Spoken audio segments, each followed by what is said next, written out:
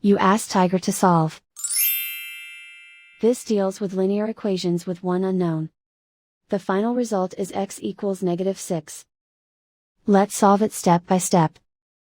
Simplify the expression. Group like terms. Simplify the arithmetic. Group all x terms on the left side of the equation. Subtract 5x from both sides. Group like terms. Simplify the arithmetic. Group like terms. Simplify the arithmetic. Group all constants on the right side of the equation. Subtract 9 from both sides.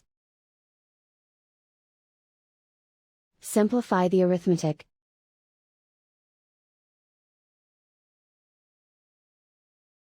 And so the final result is x equals -6.